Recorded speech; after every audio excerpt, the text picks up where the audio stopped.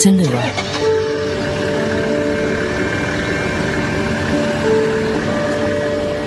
One of the primary objectives of African parks, managing national parks in Africa, is to rehabilitate the natural processes which have always taken place in the parks.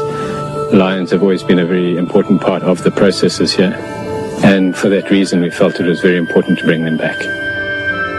I think Lady Lua has become a special character, and it's going to be fantastic for her to relinquish that character status and just become a normal lion again. For me, that's what's most important about this whole process.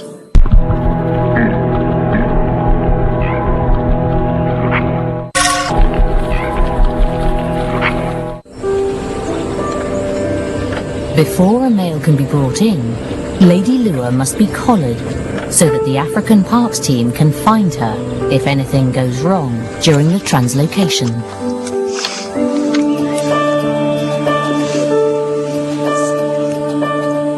Despite vet Ian Parsons' special care, sedation can be a traumatic experience for any wild animal. But will it be enough to shake her newfound faith in humans?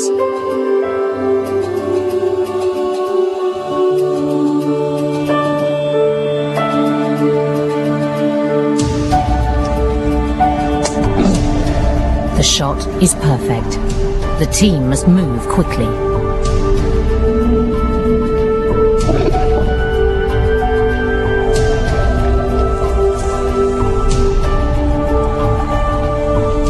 This was the first time I touched her, and I must say she has got an incredible presence.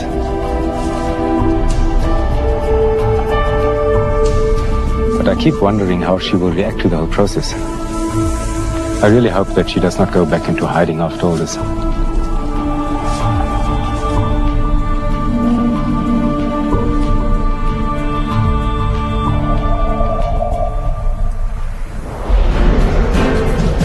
With Lady collared, to find an eligible male begins.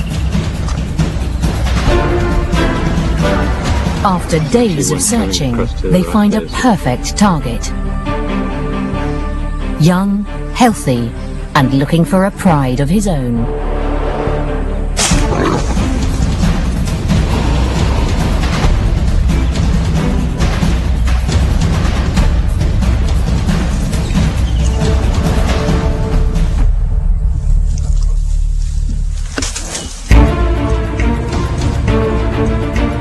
The team are elated, but getting the male to Lua won't be easy.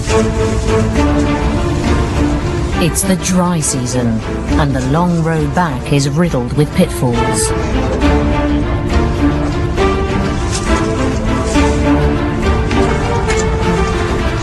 Yeah, great. We've got the line. Now it's 8 hours, 10 hours to Lua. Hopefully everything's going well on the pontoon. And then new life, new pride. She won't be the last lioness anymore. The roads are rough, the temperature's searing, and the lion must be sedated many times before finally reaching the enclosure in Lua.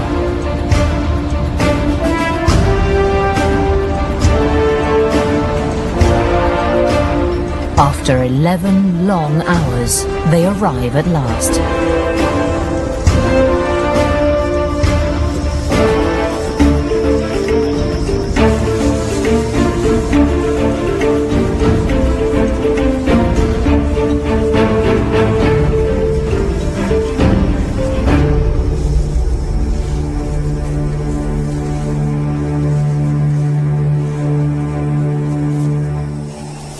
There's nothing left to do but make the lion comfortable, leave him a good meal, and wait for him to wake up.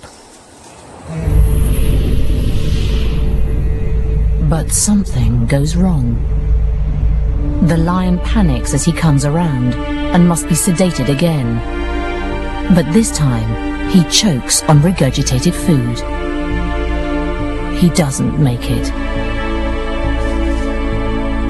All the team can do is cremate him, so that the sedatives in his system won't poison scavenging animals.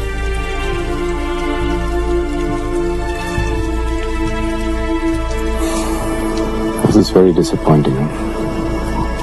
This line was going to be the beginning of a new pride for the lady. All gone.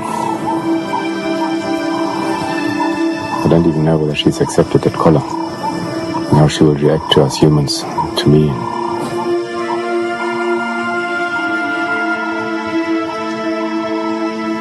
Now, let's see from here.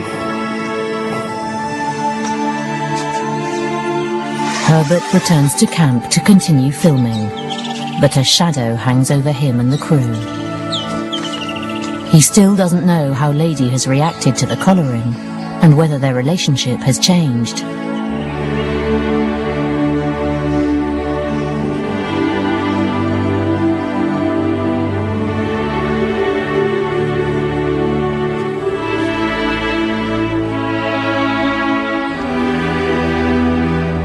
She is waiting for him, as trusting as ever.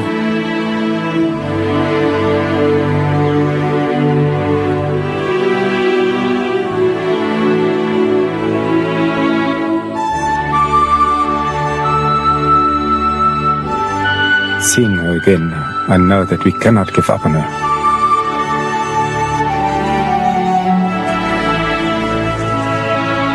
African Parks is already planning a second translocation, learning from the first failed attempt.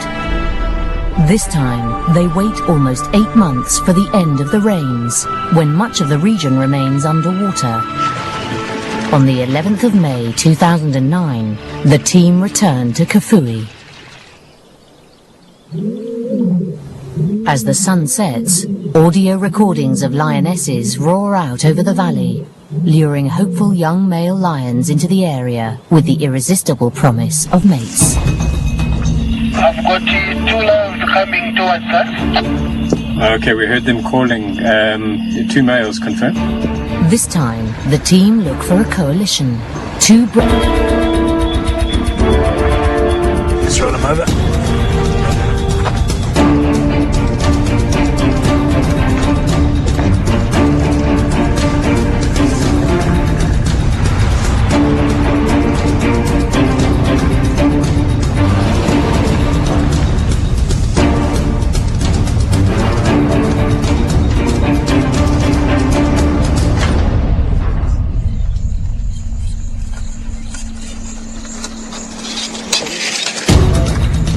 At dawn, the journey to Lua begins.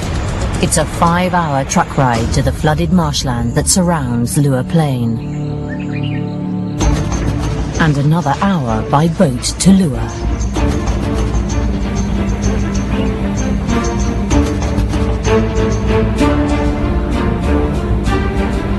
Crossing the marshes halves the journey. The team need to move fast. Dr. Parsons wants to administer as little sedative to these lions as possible, and this dose will wear off by the hour.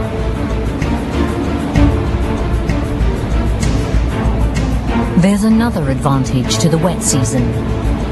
Lions have a strong homing instinct, but the high water should keep them locked in Lua for long enough to settle into a new territory.